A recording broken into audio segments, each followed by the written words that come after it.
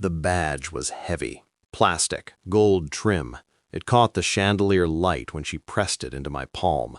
Housekeeper. The room kept breathing like nothing had happened. Crystal glasses, silk laughter, the smell of money pretending to be flowers. My wife didn't look at me at first.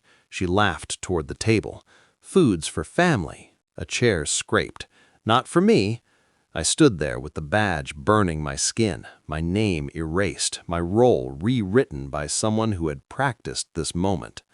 Her mother's eyes were calm, surgical. 370 guests. No one spoke. They watched. I felt the ring before I decided to touch it. The metal was warm, too warm. Years of skin memory. I slid it off, placed it on the white linen. The sound was small, final. Something shifted then, not in the room, in me. They thought humiliation was the end of the story. They thought this was where I folded. I felt the old calm return, the one I used when numbers stopped lying and people still did. I straightened the badge, let it hang, and waited. The truth hadn't arrived tonight. Tonight was just confirmation. It had started weeks ago with a look she didn't finish explaining. A phone turned face down too quickly. A smile that came late and left early. I told myself nothing. I told myself everything. At night, beside her breathing, I counted the pauses. I learned the rhythm of guilt before she admitted it to herself. Her mother always knew. I see that now. The way she watched me like an expense. The way she corrected my posture, but not her daughter's lies. The man was already here tonight, across the room, close enough to touch what wasn't his. I didn't need names yet. I needed patterns. I remembered the first time she said she loved me and didn't meet my eyes. The promotion she celebrated too loudly. The trips she insisted were necessary. Betrayal doesn't crash, it leaks. I felt stupid for loving the version of her that needed me small, useful, invisible. When she laughed about the food, I saw it clearly. This wasn't cruelty, it was rehearsal. They had practiced where I belonged. I let them finish. I investigated like I always do, quietly. No questions, no tells. Phone records told me where she went when words didn't. Calendar invites overlapped like fingerprints. Hotel receipts buried under charity donations. I watched. I listened. I learned how long it takes for someone to believe they are safe. How careless people become when they think power is permanent. Externally, I smiled. I nodded. I wore suits chosen by someone else. Internally, I built a ledger. The gala was my favorite part, not because of the money, because of the structure. Foundations require donors.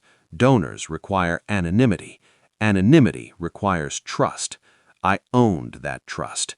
The man she loved, no, used, was efficient, ambitious, married to his reflection. He thought proximity meant importance. I never confronted. I never reacted. I moved assets. I revised contracts. I read the clauses everyone forgets to read. By the time the invitations went out, the outcome was already decided. They just didn't know it yet. I practiced removing the ring in my head.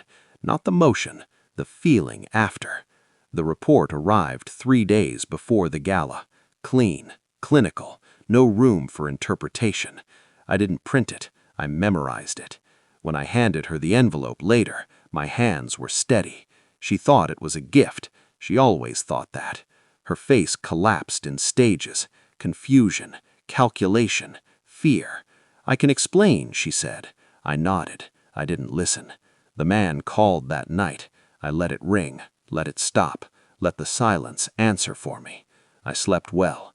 At the podium, the host thanked the benefactor. Anonymous, generous, visionary. I stepped forward anyway. Gasps ripple slower than screams. Confusion is quieter. I didn't raise my voice. I didn't need to. I spoke about transparency, about stewardship, about integrity. Words they applauded because they sounded expensive. I thanked the foundation's leadership, by name, including the man she loved. I announced the restructuring, the audits, the resignations effective immediately. Her mother's glass froze mid-air. I ended by thanking the housekeepers for seeing everything, for knowing where things really belong. I stepped back. The room understood then. Too late. I left before the questions found me, before apologies learned my name again. Outside, the night was honest, cold, unimpressed. I didn't feel triumph, just alignment. Some people lose love, others lose control. I walked away lighter, ringless, unowned. They never asked me to sit again. I didn't need a chair.